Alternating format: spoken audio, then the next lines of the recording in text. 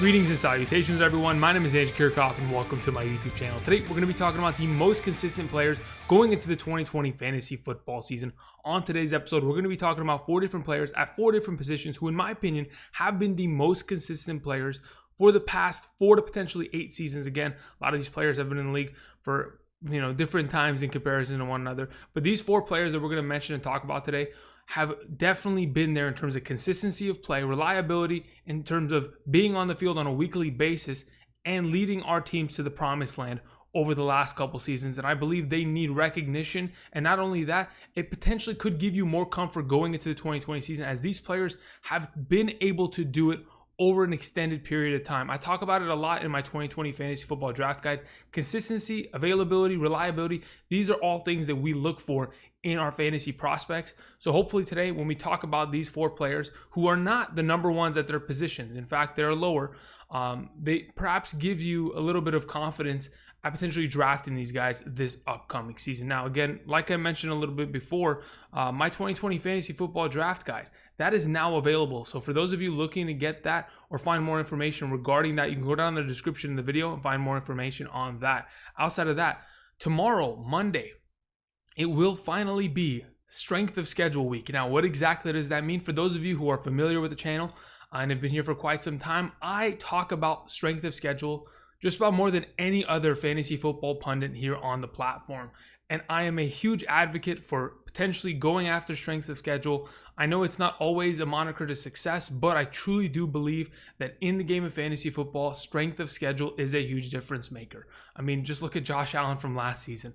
That strength of schedule was beautiful, and that definitely paid dividends for those of us who've had him on roster. But regardless, we're going to go ahead and we're going to start with the running backs tomorrow, so make sure you tune into that. Strength of schedule week is this upcoming week. I'm extremely excited to bring all the information regarding running backs, wide receivers, tight ends, and quarterbacks and their upcoming schedules in 2020. Now, I'm ready to talk about fantasy football, so let's talk about the most consistent players going into the 2020 season, starting off with Ezekiel Elliott. Now, I understand Ezekiel Elliott is potentially coming off the board as a 2nd, 3rd, or 4th player, depending on your league. Now, again, I mean, if you play in a 2-quarterback league, there's always a possibility that he could fall a little bit. But regardless, Zeke is a top 4 running back, and he's been a top 4 running back ever since he got into the league. I mean, from his rookie season, he finished as the number 2 overall running back in a half PPR setting, and he continued to stay pace.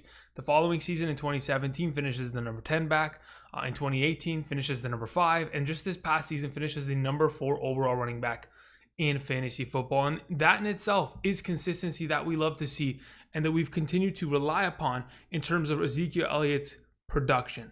As the lead running back of the Dallas Cowboys behind this monster of an offensive line, Ezekiel Elliott has been able to take advantage of his opportunities given to him on a yearly basis and give us a much needed supply of fantasy points that has led many of us to championships. I mean, looking at what he's averaged over the last 4 seasons of his short career, I mean, Ezekiel Elliott has averaged 19.2 fantasy points per game in half PPR scoring formats.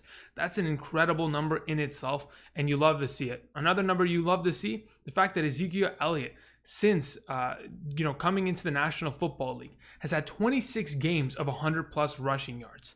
I mean, that's more than any other running back in the past 4 seasons. Another number that nobody can really catch up to Zeke when he's going off and making huge runs left, right, and center. Regardless, when we look at what he produced last season, 1,357 rushing yards, 12 rushing touchdowns, had 71 targets for 54 receptions, 2 receiving touchdowns, 284.7 fantasy points in a half PPR scoring format, 17.8 fantasy points per game average. And even with that all said, he still started off slow, had Tony Pollard ripping off about 10 total touches per game in the first 3 weeks of the season. And then Tony Pollard definitely had that 100 rushing yard game against Miami because they were up so much. There was a little bit of potential upside that Zeke could have had from getting more touches in those first 3 games of the season if he had not held out at the beginning of the 2019 season. Regardless, going into 2020, he's full speed ahead, and he's going to definitely carry the load for this team going forward, and that isn't obvious. Now, when we talk about Ezekiel Elliott and his consistency in numbers has been there, but he's also improved over the last couple of years. As you can see on screen, points per touch. In 2017, he averaged 0.71 fantasy points per touch, and then it continued to increase. And even in 2019, We've gotten to a point where he's continuously improving despite a maybe lesser opportunity than he's gotten in the past. The next stat below that on screen shows that the Dallas Cowboys in 2018 and 2019 have kind of gotten away from running the ball, but not too much. Sure, Ezekiel Elliott's touches are still there, but we're seeing the Dallas Cowboys throw the ball a lot more over the last couple years in comparison to 2016 and 2017. The Dallas Cowboys are running the ball about 6% less than they used to, but it has not affected Ezekiel Elliott. And in fact, he's continued to improve in terms of his fantasy points per touch, which is another statistic you'll be love to see overall. In terms of what he faced last season, in terms of 8+ defenders in the box being able to stop Ezekiel Elliott, he faced that 19.27% of the time. And again, with his monster of an offensive line, he's continued to produce. I mean, last season, 12 rushes of over 15+ yards, 38 rushes of over 10+ yards, got that breakaway ability. And then even after that, he still has the elusiveness, had the 10th most forced missed tackles last season amongst running backs, and he can always be able to fight behind his pads, run defenders over, had 3.23 yards per carry after contact. Ezekiel Elliott is one of the best running backs in the National Football League. That is, bar none, a fact. And especially in fantasy football with the opportunity he's given, I mean, sure, his 2016 season as a rookie definitely makes a big difference because he had a monster year there. And everything after that has subsequently been a little bit lesser in terms of the grand scheme of things. But we have to put into perspective that Ezekiel Elliott, despite everything that has gone on over the last couple seasons, has continued to improve and been one of the best and most consistent running backs in the National Football League. And that's why I wanted to talk about him today. Because again, if you're on that cusp of thinking between Saquon Barkley, Alvin Kamara, Dalvin Cook, and Zeke has been consistent throughout his career. He has not missed time due to injury. Sure, he may have missed time in 2017 due to the off the field situations, but even before he missed the 6 games at the back end of the season, I mean, he missed 6 games that season. He still finished as the number 10 overall running back in fantasy. Overall, Ezekiel Elliott's a monster. Just to make it known, be confident in him and go after him in your upcoming drafts because he is one of these players that honestly produces on a weekly basis. Moving on to our next prospect, we have Julio Jones, the most consistent wide receiver over the past couple of years in the National Football League. Besides being renownedly known as the most talented and athletic wide receiver in the entire class in the National Football League, this guy's been absolutely incredible in fantasy. I mean, sure, it took him a little while to find his consistency and his footing in terms of the wide receiver position, dealt with injury early in his career, had to find his footing in terms of learning from Roddy White, but since he hit 2014 through 2019, those 6 seasons have been an absolute success for Julio Jones. He's averaged 16.07 fantasy points per game in his 92 total games. And I mean, when we look back at those 6 seasons, his fantasy production in terms of being a wide receiver 1 has been consistent. He finishes the number 8, the number 2, the number 6, the number 5, the number 5, and the number 3 overall wide receivers in those 6 seasons. And that cannot be understated. His consistency is there. And when we're thinking about drafting him this upcoming season and whether or not Julio Jones is worth drafting over one of the other notable wide receivers like DeAndre Hopkins finding a new home or Chris Godwin having a new quarterback, just remember, Julio Jones has always been consistent throughout his career, and he's always going to bring you that productivity. On top of it, since 2014, I think he's the only wide receiver that have this many 100+ receiving yard games, 43 to be exact. And 43 out of the 92 games he's played, that's a 46.74% of the time that he's going to break over 100 receiving yards. That statistic alone is incredible. The fact that he surpassed already 12,125 yards in his career thus far, incredible. The fact that he holds 3 of the top 26 records in terms of receiving yards in a single game. I mean, when I was looking at these stats, I remember having Julio Jones in this 300 receiving yard game, but he's put up games of 253, 259, again, 300 receiving yards in a singular game. His career average thus far throughout his career, 9.9 targets, 6.3 receptions, but 96 receiving yards per game on average, 0.45 receiving touchdowns. Again, the touchdowns have always hurt Julio Jones, but regardless, he continues to improve. So if he finds the upside and if he finds himself in the end zone a little bit more than average this season, it's only going to be gravy for you and your fantasy overall productivity. Looking at what he did last season, 157 targets, 99 receptions, 1,394 receiving yards, 6 receiving touchdowns, 224.6 fantasy points, which was a pretty much 14.97 fantasy point per game average, having only played 15 games last season. I mean, when we looked at what he produced last season, when he was arguably targeted, like funnel targeted by Matt Ryan and or Matt Schwab, obviously he played a game there. When he was funnel targeted 10 plus targets a game, he averaged 18.78 fantasy points in the 7 games that occurred. That's not a surprise, because if you're going to feed the best wide receiver in the game the ball multiple times, you're obviously going to find productivity there. And sure, we're always going to look back and think, okay, Julio Jones has always struggled in terms of scoring touchdowns. But think about how productive and how effective he has been over the last couple of years without touchdowns. There's been seasons in which he scores 3 touchdowns, 2 touchdowns, but he hasn't scored 10 plus touchdowns since 2012. That in itself, pretty crazy to think about. But he pretty much makes up for it with everything else he does. The receiving yards and the receptions overall have definitely made the difference. I mean, in the last couple seasons, just looking at this past season, he was 5th in yards per route run with 2.44. He had the 11 plus receptions for 20 yards. I mean, that in itself, crazy. I mean, sure, 99 receptions, but it was only 105 total catchable passes last season. And in terms of his opportunity in the red zone in this Falcons offense, last season he had 16 red zone targets, led to 5 touchdowns.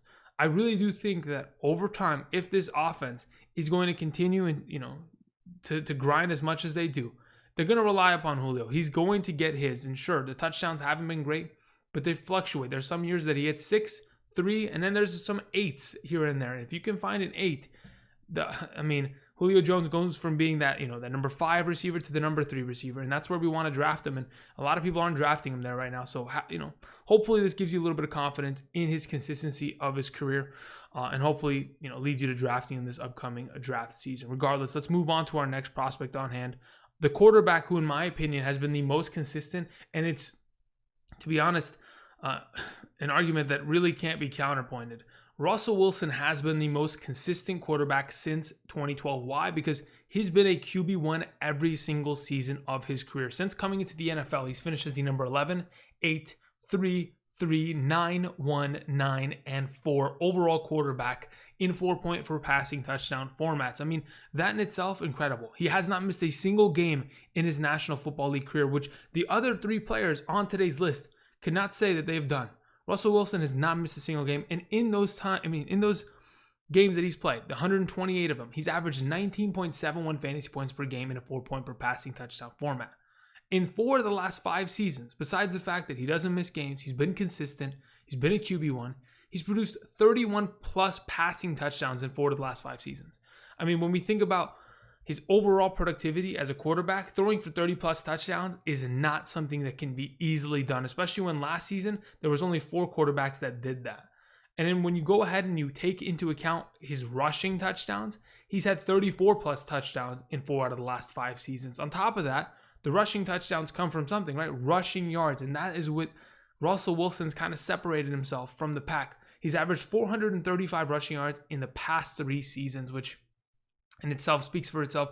And the amount of fantasy points you find from that in itself, it's mind-boggling. And it really does make me wonder why Russell Wilson is so often undervalued. And sure, even though he is going to probably be a top 5 drafted quarterback this upcoming season, it hasn't always been that way, because a lot of people look at Russell Wilson and they think he's the starting quarterback of an offense that wants to run the ball. And the Seahawks have done that. I mean, since 2015, they've ran the ball consistently. And, with Marshawn Lynch and then just most recently with Chris Carson, they found success there. But since 2015, the Seahawks have ran the ball 52%, they've only ran the ball 48% of the time and passed the ball 52% of the time. But, I mean, if you go back and you look at what the Falcons have done in the past, I've seen the Falcons throw the ball 70% of the time in a singular year. So to kind of put it into perspective, Russell Wilson doesn't get the most opportunity in the passing game, but when he does, he takes advantage of it. I mean, thinking about, an offense that wants to run the ball as heavily as they want to, he's even taken advantage of the play action opportunities that he has. I mean, last season, he was the most successful play action quarterback. He was up there with Kirk Cousins. Kirk Cousins, in my opinion, was second. But, I mean, Russell Wilson had 10 passing touchdowns and only 0 interceptions on play action plays last season. And he was incredibly accurate with a 75% passing completion percentage on play action plays. I mean, looking at what he did last season, 4,110 passing yards, 31 passing touchdowns, 5 interceptions only, 342 rushing yards, 3 rushing touchdowns, 333.6 fantasy points. with a 20.85 fantasy point per game average last season. I mean, when we look at the average of his 8 NFL seasons, the 19.71, that in itself might be a little bit of a underselling of what he's been able to do, because he's gotten so much better over the last couple seasons. And despite being potentially the MVP of the National Football League because of how valuable he is to his respective team in comparison to other guys, he's continued to be undervalued. I mean, looking at his adjusted completion percentage last year, which pretty much minus his throwaways, spikes, bat downs, and drops, he had a 76.5% completion percentage last year. All while the Seahawks have lost their best receiving options year after year. I mean, they've lost Doug Baldwin recently and Jimmy Graham, who have not only been Russell Wilson's favorite targets, but his most reliable targets. Because outside of them, who else can we 100% point to and say these have been the guys in Russell Wilson's career that undoubtedly have helped him out and have been on the receiving end of his consistency? I mean, sure, as of late, we have Tyler Lockett and then most recently DK Metcalf joining the team. But even last year, they found a lot of trouble outside of those two guys. Those two guys were the only receiving options that played a full 16-game season. Outside of that, we had Josh Gordon getting into some trouble. Rashad Penny missed a lot of time due to his injury. Will Disley, again for a second year in a row, missed time. And in this upcoming season, you get Will Disley back. You bring in Greg Olsen. You bring in Philip Dorsett.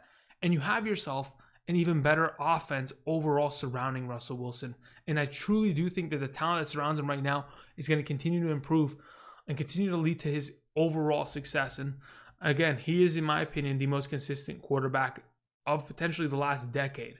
Only 3 quarterbacks currently in the National Football League have been a QB1 every single season of their career. It'd be Russell Wilson, Dak Prescott, and Kyler Murray. But Kyler Murray obviously doesn't have a bigger floor of production. But shout out to Drew Brees, who potentially could have been on today's list if he had not gotten hurt last year. Drew Brees had 9 consecutive QB1, quarterback one, as in a top 12 quarterback performances in a row prior to this last season, obviously getting injured, but he would have finished there.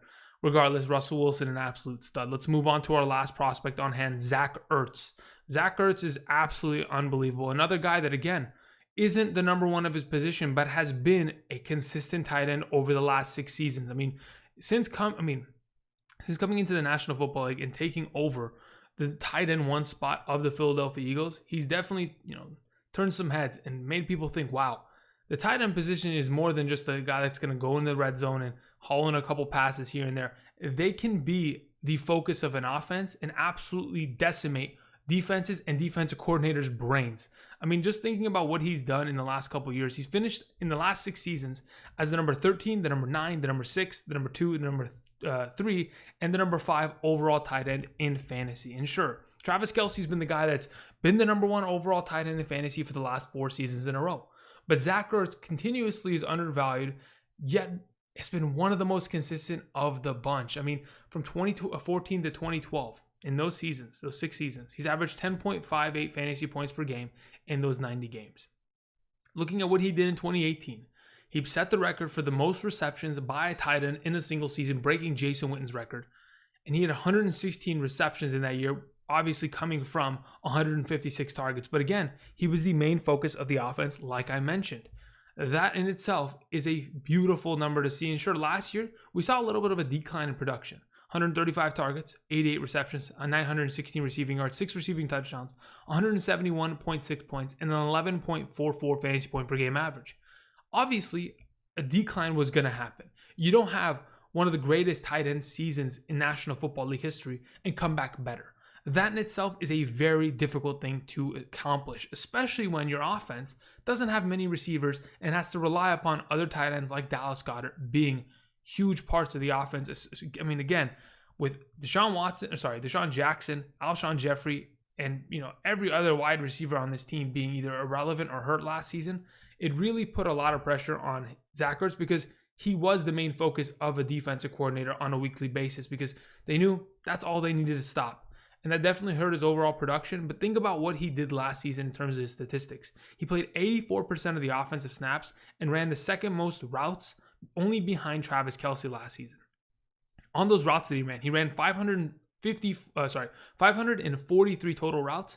He was targeted 133 times, which makes it a 24.49% target rate.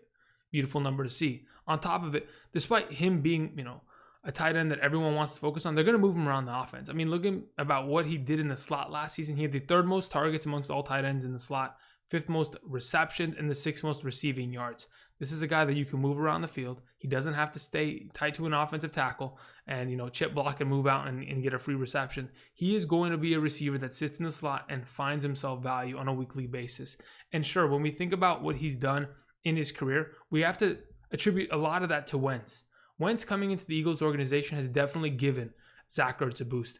In their career, when they've played together, not counting in the postseason, Carson Wentz and Zach Ertz have averaged a combined 12.78 fantasy points per game. So with Carson Wentz under center, Zach Ertz is a significantly better tight end than he has been with any other quarterback in his career. And it shows, by a pretty wide margin. Even with the fact that in 2018, he did have Carson Wentz, fall out and get injured. And then we saw the Nick Foles train kind of pulling the town. Regardless, Zach Ertz has always found success with Carson Wentz. He's going to continue to find success with him. And when we look at Jesus, some of these stats are actually ridiculous. The fact that Zach Ertz in the last couple of seasons has been so heavily targeted in the red zone, 43 targets for 24 receptions and 12 receiving touchdowns. That number in itself, absolutely incredible. And when we think about, Carson Wentz, he averaged about 12.78 yards with, Zach Ertz when they're under center and they're playing together. If and when you go and you look at the averages that he puts up, that in itself is 148 targets a year, 105 receptions, 1,101 receiving yards, and 7 receiving touchdowns, which is 204.6 fantasy points, which is potentially what he can do this season if he plays all 16 games. And this is a guy that, again, has been, kind of falling down draft boards, potentially as the 4th, the 5th tight end off the board. But he's been one of the most consistent in the National Football League, and I thought I'd go ahead and talk about him today. These are the 4 most consistent players going into the 2020 fantasy football season. Guys that, again, aren't the number 1 at the position. They're not McCaffrey's, they're not Michael Thomas, they're not Travis Kelce, they're definitely not Lamar Jackson or Patrick Mahomes. But regardless, they are guys that you can definitely rely upon in your upcoming drafts as guys that, if you want a surefire pick, you look at the dependability, the reliability, and the consistency of play over the last couple of years from these players, and the decision's pretty easy in my eyes. Regardless, thank you everybody for watching. Again, don't forget to click the subscribe button. Don't forget to click the like button down below if you like today's video. Tomorrow will be strength of schedule week. We're bringing out running back strength of schedule, so make sure to subscribe to the channel because we're going to be bringing a lot of content your way for fantasy football offseason and regular season like we do every year. Thank you everybody for watching, and until next time, I'll see you guys. Peace.